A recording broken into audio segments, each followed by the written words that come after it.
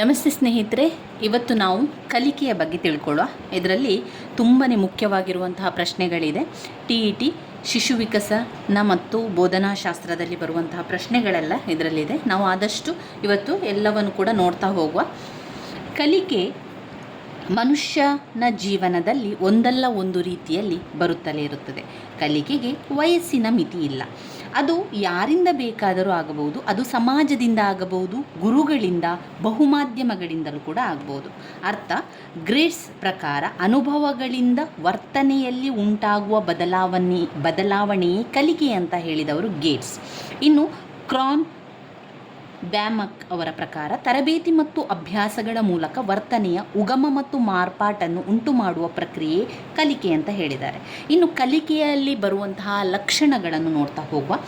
ಕಲಿಕೆ ವರ್ತನೆಯ ನಿರಂತರ ಬದಲಾವಣೆ ಆಗಿದ್ದು ಜೀವನ ಪೂರ್ತಿ ಅದು ನಡೆಯುತ್ತಲೇ ಇರ್ತದೆ. ಕಲಿಕೆ ಎನ್ನುವಂಥದ್ದು ನಿರಂತರವಾಗಿ ನಡೆಯುವಂಥದ್ದು. ಕಲಿಕೆ ವ್ಯಾಪಕವಾದುದು. ಅದು ಜೀವನದ ಎಲ್ಲ ಪ್ರಕಾರಗಳಿಗೂ ಸಂಬಂಧಪಟ್ಟಿರ್ತದೆ. ಅದು ವ್ಯಕ್ತಿಯ ಬೌದ್ಧಿಕ, ಸಾಮಾಜಿಕ, ಸಂವೇದನಾತ್ಮಕ ವಲಯಗಳಿಗೆ ಸಂಬಂಧಿಸಿರುತ್ತದೆ. ಕಲಿಕೆ ಯಾವಾಗಲೂ ಗುರಿಗಳಿಗೆ ಸಂಬಂಧಿಸಿರುತ್ತದೆ. ಈ ಗುರಿಗಳನ್ನು ವೀಕ್ಷಣಾ ಸಾಧ್ಯವಾದ ವರ್ತನೆಗಳನ್ನಾಗಿ ನಿರೂಪಿಸಬಹುದು. ಕಲಿಕೆಯ ವಿಕಾಸಾತ್ಮಕವಾದುದಾಗಿದೆ. ಕಲಿಕೆಗೂ ಆಸಕ್ತಿಗೂ ನಿಕಟವಾದ ಸಂಬಂಧವಿದೆ.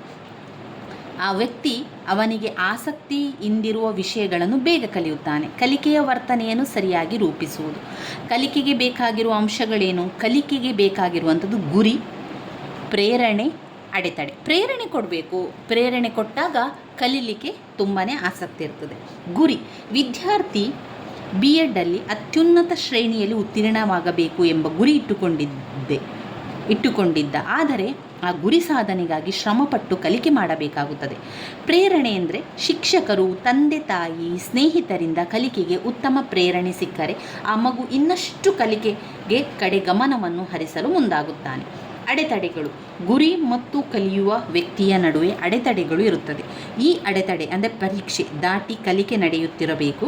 ಗುರಿಯನ್ನು ಸಾಧನೆ ಮಾಡಲು ಪ್ರೇರಣೆಯು ಸಹ ತುಂಬಾ ಮುಖ್ಯ. ಇದು ಅತ್ಯಾಕರ್ಷಕವಾಗಿ ಅವಶ್ಯಕತೆ ಇದ್ದಾಗ ಮಾತ್ರ ಶ್ರೇಷ್ಠ ಪ್ರೇರಣೆಯಾಗುತ್ತದೆ. ಅದಕ್ಕೆ ಕಲಿಕೆ ಅತ್ಯಂತ ಅವಶ್ಯಕವಾಗಿ ಗುರಿ, ಪ್ರೇರಣೆ, ಅಡೆತಡೆ ಅಂಶಗಳು ಪ್ರಮುಖವಾಗಿ ಬೇಕಾಗುತ್ತದೆ. ಇನ್ನು ಸಿದ್ಧಾಂತಗಳನ್ನು ನೋಡಿದರೆ 2 ಭಾಗಗಳಾಗಿ ನಾವು ವಿಂಗಡಿಸಬಹುದು. ಅದರಲ್ಲಿ ಒಂದು ವರ್ತನವಾದ, ಆಮೇಲೆ ಗೆಸ್ಟಲ್ವಾದ. ವರ್ತನವಾದ ಥಾರ್ನ್ಡೈಕ್, ವಾಟ್ಸನ್, ಸ್ಕಿನ್ನರ್, ಪೌಲು 4 ಜನರ ವರ್ತನವಾದದ ಬಗ್ಗೆ ತಿಳಿಸುವಂಥದ್ದು. ಗೆಸ್ಟಲ್ವಾದದ ಪ್ರಕಾರ ಕೊಯ್ಲರ್, ಕೋಪ್ಲಾ, ವರ್ತಿಮಿಯರ್, ಕರ್ಟ್ವೆಲಿನ್. ಮೊದಲನೇದಾಗಿ ಥಾರ್ನ್ಡೈಕ್. ತುಂಬಾ ಇಂಪಾರ್ಟೆಂಟ್ ಆಗಿರುವಂತಹ ಒಂದು ಪ್ರಶ್ನೆ ಅಂತ ಹೇಳಿದರೆ ಥಾರ್ನ್ಡೈಕ್ ಅವರ ಪ್ರಯತ್ನ ದೋಷ ಕಲಿಕಾ ಸಿದ್ಧಾಂತ. ಅವರು ಯಾವುದೇ ರೀತಿಯ ಪ್ರಶ್ನೆಗಳನ್ನು ಕೇಳ್ಬೋದು. ಥಾರ್ನ್ಡೈಕ್ ಅವರು ಯಾವ ಕಲಿಕಾ ಸಿದ್ಧಾಂತವನ್ನು ತಿಳಿಸಿದ್ದಾರೆ? ಥಾರ್ನ್ಡೈಕ್ ಅವರು ಪ್ರಯತ್ನ ದೋಷ ಕಲಿಕಾ ಸಿದ್ಧಾಂತವನ್ನು ತಿಳಿಸಿದ್ದಾರೆ. ಅಂದರೆ ಯಾವುದೇ ಒಂದು ಕಲಿಕೆಗೆ ಪ್ರಯತ್ನ ಮಾಡಬೇಕು. ಈಗ ನಾವು ಸೈಕಲ್ ಕಲಿಬೇಕು ಅಂತಾದರೆ 2-3 ಬಾರಿ ಬಿದ್ದು ನಂತರ ಆ ಸೈಕಲ್ ನಮಗೆ ಬ್ಯಾಲೆನ್ಸ್ ಬರುವಂಥದ್ದು. ಇದು ಪ್ರಯತ್ನವನ್ನು ಪಡಬೇಕು. ಯಾವುದೇ ದೋಷ ಇದ್ದರೂ ಕೂಡ ಅದನ್ನು ಪ್ರಯತ್ನ ಪಟ್ಟು ಕಲಿಯುವಂಥದ್ದು. ಅದನ್ನು ಥಾರ್ನ್ಡೈಕ್ ಅವರು ಹೇಳಿದ್ದಾರೆ. ಥಾರ್ನ್ಡೈಕ್ ಅವರು ಯಾವ ಸಿದ್ಧಾಂತವನ್ನು ಹೇಳಿದ್ದಾರೆ? ಪ್ರಯತ್ನ ದೋಷ ಕಲಿಕಾ ಸಿದ್ಧಾಂತ. ಪ್ರಯತ್ನ ದೋಷ ಕಲಿಕಾ ಸಿದ್ಧಾಂತವನ್ನು ಪ್ರತಿಪಾದಿಸಿದವರು ಯಾರು? ಪ್ರಯತ್ನ ದೋಷ ಕಲಿಕಾ ಸಿದ್ಧಾಂತವನ್ನು ಪ್ರತಿಪಾದಿಸಿದ ಮನೋವಿಜ್ಞಾನಿ ಥಾರ್ನ್ಡೈಕ್.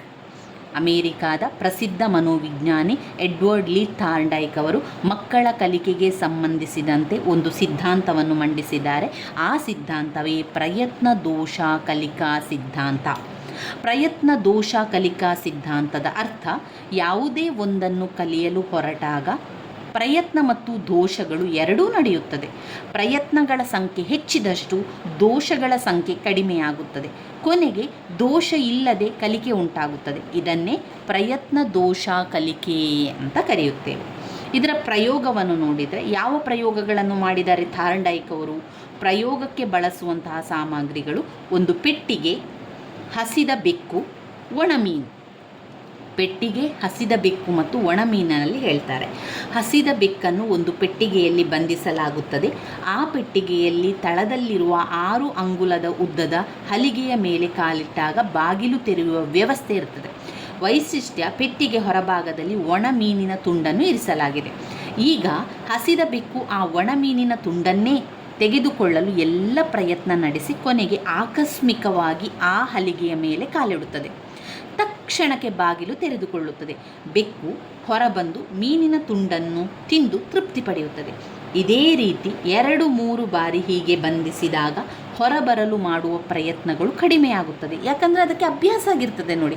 ಆ ಬೆಕ್ಕಿಗೆ ಗೊತ್ತಾಗ್ತದೆ ಬಾಗಿಲು ಯಾವ ರೀತಿ ತೆರಿಬೇಕು, ಬಾಗಿಲನ್ನು ತೆರಿಬೇಕಾದ್ರೆ ಅಲ್ಲಿ ಪ್ರಯತ್ನ ಪಡಬೇಕು. ಆ ಪ್ರಯತ್ನವನ್ನು ಅದು 2-3 ಬಾರಿ ಮಾಡಿದಾಗ 3ನೇ ಸಲ ಅದಕ್ಕೆ ಆ ಒಂದು ಅಭ್ಯಾಸ ಆರಂಭ ಆಗ್ತದೆ. ಕೊನೆಗೆ ದೋಷರಹಿತವಾಗಿ ಹೊರಬರಲಿಕ್ಕೆ ಸಫಲ ಆಗ್ತದೆ.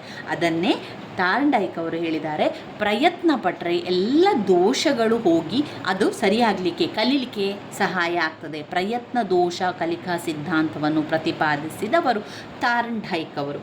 ಇಲ್ಲಿ ಅವರು ಹಸಿದ ಬೆಕ್ಕಿನ ಒಂದು ಪ್ರಯೋಗವನ್ನು ಮಾಡುವಂಥದ್ದು. ಗುರಿ ಇಲ್ಲಿ ಮೀನು, ಪ್ರೇರಣೆ ಹಸಿವು. ಇಲ್ಲಿ ಪ್ರೇರಣೆಯನ್ನು ಮಾಡಿದೆ ಮೀನಿ ಹಸಿವಿಗೆ. ಅಡೆತಡೆ ಏನು ಅಂದರೆ ಅಲ್ಲಿ ಬಾಗಿಲು. ಇದಕ್ಕೆ ಅನೇಕ ಉದಾಹರಣೆಗಳನ್ನು ಕೊಟ್ಟಿದ್ದಾರೆ.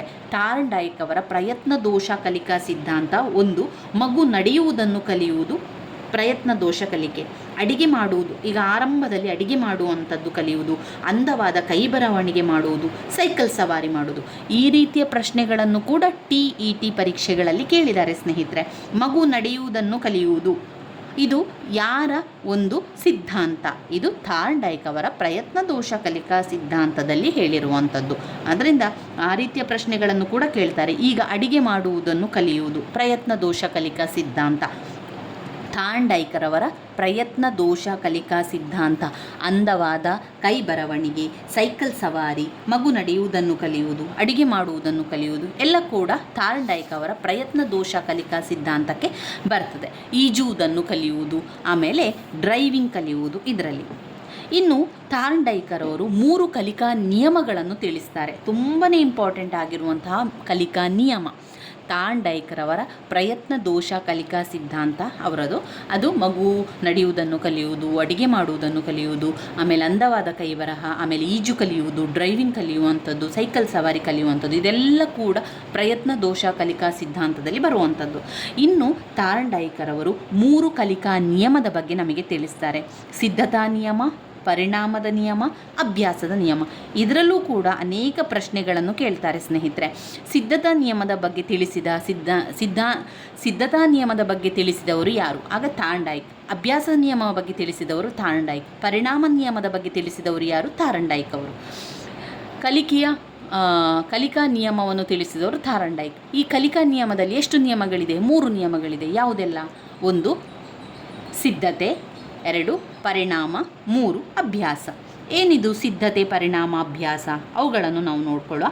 ಸಿದ್ಧತಾ ನಿಯಮ ಅಂತ ಹೇಳಿದರೆ, ಮೊದಲು ಮಗುವನ್ನು ಕಲಿಕೆಗೆ ಸಿದ್ಧಗೊಳಿಸಬೇಕು, ಅಂದರೆ ಸಿದ್ಧತೆ ಮಾಡಬೇಕು, ಪೀಠಿಕೆಯನ್ನು ಅವರಿಗೆ ತಿಳಿಸಬೇಕು ಯಾವ ವಿಚಾರ ಅಂತ. ಕಲಿಕೆಗೆ ಸಿದ್ಧಗೊಳಿಸದೆ ಪಾಠ ಮಾಡಿದರೆ ಅದು ವ್ಯರ್ಥವಾಗ್ತದೆ. ಕಲಿಕೆಗೆ ಮಕ್ಕಳನ್ನು ಸಿದ್ಧಪಡಿಸಬೇಕು. ಕಲಿಯಲು ಮಗು ಸಿದ್ಧನಾಗಿದ್ದಾಗ ಮಗುವಿನಲ್ಲಿ ಕಲಿಕೆ ಅತಿ ವೇಗವಾಗಿ, ತೃಪ್ತಿಯಾಗಿ, ಪರಿಣಾಮಕಾರಿಯಾಗಿ ಕಲಿಯುತ್ತಾರೆ. ಶಿಕ್ಷಕರು ಹೇಳಿದ್ದನ್ನೇ ಅತಿ ಶೀಘ್ರದಲ್ಲಿ ಅವರು ಅದನ್ನು ಗ್ರಹಿಸ್ತಾರೆ. ಕಲಿಯಲು ತಯಾರು ಇಲ್ಲದೆ ಇರುವಾಗ ಕಲಿಯಲು ಮುಂದಾಗಬಾರದು. ಸಿದ್ಧತಾ ನಿಯಮವು ಮಕ್ಕಳ ಪೂರ್ವ ಜ್ಞಾನವನ್ನೇ ಆಧರಿಸುತ್ತದೆ. ನಿಯಮ ಪೀಠಿಕೆ ಹಂತದಲ್ಲಿ ಬರುವಂಥದ್ದು. ಅಂದರೆ ಈಗ ಒಂದು ಪಾಠವನ್ನು ನಾವು ಮಾಡ್ತಾ ಇದ್ದೇವೆ ಅಂತ ಆದರೆ, ಯಾವುದೇ ಒಂದು ಪಾಠವನ್ನು ಮಾಡ್ತಾ ಇದ್ದೇವೆ ಅಂತಾದರೆ, ಈಗ ಒಂದು ಹಣ್ಣಿನ ಪಾಠ ಅಂತ ಹೇಳ್ಕೊಳ್ಳಿ. ಆ ಹಣ್ಣಿನ ಬಗ್ಗೆ ಮಕ್ಕಳಿಗೆ ಕೇಳುವಂಥದ್ದು. ನಿಮಗೆ ಈ ಹಣ್ಣು ಗೊತ್ತಿದೆಯಾ? ಈ ಹಣ್ಣಿನ ಬಗ್ಗೆ ಪರಿಚಯ ಇದೆಯಾ? ನೀವು ಇದನ್ನು ತಿಂದಿದ್ದೀರಾ? ಎನ್ನುವಂತಹ ಸಿದ್ಧತೆಯನ್ನು ಮಾಡಿಕೊಳ್ಬೇಕು. ಯಾವುದೇ ಒಂದು ಪಾಠವನ್ನು ಆರಂಭ ಮಾಡುವ ಮೊದಲು ಮಕ್ಕಳನ್ನು ಸಿದ್ಧತೆ ಮಾಡಬೇಕು. ಸಿದ್ಧತೆ ಮಾಡಿದರೆ ಬೇಗ ಅವರದನ್ನು ತಿಳ್ಕೊಳ್ತಾರೆ, ಬೇಗ ಅದನ್ನು ಗ್ರಹಿಸ್ತಾರೆ. ಯಾವುದೇ ಒಂದು ಪಾಠ ಆರಂಭ ಮಾಡುವ ಮೊದಲು ಆ ಪಾಠದ ವಿಷಯವನ್ನು ಮೊದಲಿಗೆ ಮಕ್ಕಳಿಗೆ ಕೇಳಿ, ಮಕ್ಕಳಿಗೆ ಅದರ ಬಗ್ಗೆ ವಿಷಯ ಗೊತ್ತಿದೆಯಾ ಅನ್ನುವಂಥದ್ದನ್ನು ನೋಡಬೇಕು. ಹಾಗೆ ಮಕ್ಕಳಿಗೆ ಅದನ್ನು ತೋರಿಸಬೇಕು. ಈಗ ಒಂದು ಹಣ್ಣು ಅಂತ ಹೇಳಿದರೆ ಯಾವ ಹಣ್ಣು ಎನ್ನುವಂಥದ್ದನ್ನು ಅವರಿಗೆ ಗುರುತಿಸಲಿಕ್ಕೆ ಹೇಳಬೇಕು. ಇದು ಸಿದ್ಧತಾ ನಿಯಮದಲ್ಲಿ ಬರ್ತದೆ. ಇದು ಮಕ್ಕಳ ಪೂರ್ವ ಜ್ಞಾನವನ್ನು ತಿಳಿಯುವಂಥದ್ದು, ಪೂರ್ವ ಜ್ಞಾನಕ್ಕೆ ಆಧರಿಸಿದೆ. ಇನ್ನು 2ನೇದು ಪರಿಣಾಮ ನಿಯಮ. ಪರಿಣಾಮ ನಿಯಮ ಅಂತ ಹೇಳಿದರೆ ಪರಿಣಾಮ ಉಂಟಾಗಬೇಕು ಅವರ ಕಲಿಕೆಯಲ್ಲಿ. ಈ ನಿಯಮದಲ್ಲಿ ಶಿಕ್ಷಕರು ಮಗುವಿಗೆ ಪ್ರಶ್ನೆಯನ್ನು ಕೇಳಿ ಆ ಪ್ರಶ್ನೆ ಉತ್ತರಿಸಿದಾಗ ಮಕ್ಕಳಿಗೆ ಗುಡ್, ಶಬಾಷ್ ಎನ್ನುವಂಥ ಮೂಲಕ ಅವರನ್ನು ಪ್ರೋತ್ಸಾಹವನ್ನು ನೀಡಬೇಕು. ಈ ಕಲಿಕೆಗೆ ಪುನರ್ಬಲನ ನೀಡಿದಂತೆ ಆಗುತ್ತದೆ. ಪುನರ್ಬಲನ ನೀಡುವಂಥದ್ದು ಪರಿಣಾಮ ನಿಯಮ. ಅಂತಹ ಸನ್ನಿವೇಶದಲ್ಲಿ ಮಗುವಿಗೆ ಸಂತೋಷ, ಆನಂದವನ್ನು, ತೃಪ್ತಿಯನ್ನು ಕೂಡ ಕೊಡುತ್ತದೆ. ಅಂತಹ ಸನ್ನಿವೇಶದಲ್ಲಿ ನಡೆಯುವ ಕಲಿಕೆ ಅವರ ಮನಸ್ಸಿನಲ್ಲಿ ಶಾಶ್ವತವಾಗಿ ಉಳಿತದೆ. ಇಲ್ಲಿ ಪರಿಣಾಮ ನಿಯಮ ಎನ್ನುವಂಥದ್ದು ಮಕ್ಕಳಿಗೆ ಪ್ರೋತ್ಸಾಹವನ್ನು ಕೊಡುವಂಥದ್ದು, ಪರಿಣಾಮಕಾರಿ ಕಲಿಕೆಯನ್ನು ಮಾಡುವಂಥದ್ದು. ಒಂದು ಪಾಠವನ್ನು ಮಾಡ್ತಾ ಇರುವಾಗ ಮಕ್ಕಳಲ್ಲಿ ಪ್ರಶ್ನೆಯನ್ನು ಕೇಳಿದಾಗ ಆ ಮಕ್ಕಳು ಉತ್ತರ ಕೊಟ್ಟಾಗ ಗುಡ್ ಅಂತ ಹೇಳುವಂಥದ್ದು, ಶಬಾಷ್ ಅಂತ ಅವರಿಗೆ ಒಂದು ಪ್ರೋತ್ಸಾಹವನ್ನು ಕೊಡುವುದರ ಮೂಲಕ ಅವರಿಗೆ ಪುನರ್ಬಲನವನ್ನು ಕೊಡುವಂಥದ್ದು.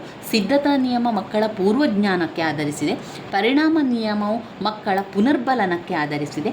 ಇನ್ನು ಅಭ್ಯಾಸದ ನಿಯಮ ಎನ್ನುವಂಥದ್ದು ಶಾಲೆಯಲ್ಲಿ ಕಲಿತ ಪಾಠವನ್ನೇ ಮನೆಯಲ್ಲಿ ನಿರಂತರವಾಗಿ ಚೆನ್ನಾಗಿ ಅಭ್ಯಾಸ ಮಾಡುತ್ತಲೇ ಇರಬೇಕು. ಆಗ ಅದು ಹೆಚ್ಚು ಕಾಲ ಉಳಿಯಲು ಸಾಧ್ಯವಾಗುತ್ತದೆ. ಇಲ್ಲಿ ಪುನರಾವರ್ತನೆಗೆ ಹೆಚ್ಚು ಪ್ರಾಧಾನ್ಯತೆ ನೀಡುತ್ತದೆ. ಅಭ್ಯಾಸ ನಿಯಮ ಎನ್ನುವಂಥದ್ದು ಪುನರಾವರ್ತನೆ ಆಗಿರುತ್ತದೆ. ಪರಿಣಾಮ ನಿಯಮ ಎನ್ನುವಂಥದ್ದು ಪುನರ್ಬಲನವನ್ನು ಕೊಡುವಂಥದ್ದು. ಸಿದ್ಧತಾ ನಿಯಮ ಎನ್ನುವಂಥದ್ದು ಪೂರ್ವಜ್ಞಾನಕ್ಕೆ ಆಧರಿಸಿದೆ. ಇವಿಷ್ಟು ನಾವು ಕಲಿಕಾ ನಿಯಮದಲ್ಲಿ ತಿಳ್ಕೊಳ್ಬೇಕಾಗಿರುವಂಥದ್ದು.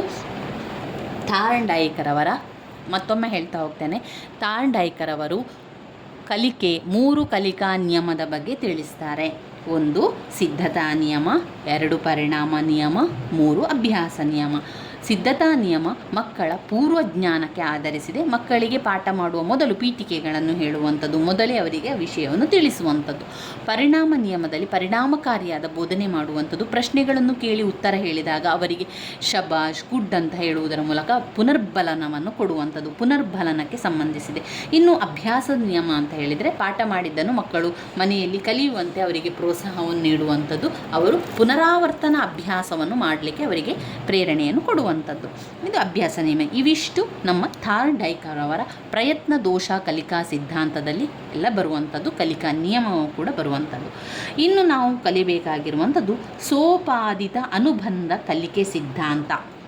ಸೋಪಾದಿತ ಅನುಬಂಧ ಕಲಿಕೆ ಸಿದ್ಧಾಂತವನ್ನು ಮಾಡಿದವರು ರಷ್ಯಾದ ಮನೋವಿಜ್ಞಾನಿಯಾದ ಇವಾನ್ ಪೆಟ್ರೋವಿಲ್ ಪಾವ್ಲೋವರ ಅನುಬಂಧಿತ ಕಲಿಕೆ, ಸೋಪಾದಿತ ಅನುಬಂಧಿತ ಕಲಿಕೆ, ಅಭಿಜ್ಞಾತ ಕಲಿಕೆ, ಸೋಪಾದಿತ ಅನುಬಂಧಿತ ಕಲಿಕೆ ಸಿದ್ಧಾಂತವನ್ನು ಪ್ರತಿಪಾದಿಸಿದವರು ಇವಾನ್ ಪೆಟ್ರೋವಿಲ್ ಪಾವ್ಲೋವ್ ಅವರು ಸೋಪಾದಿತ ಅನುಬಂಧ ಕಲಿಕೆ ಸಿದ್ಧಾಂತವನ್ನು ಹೇಳಿದ್ದಾರೆ.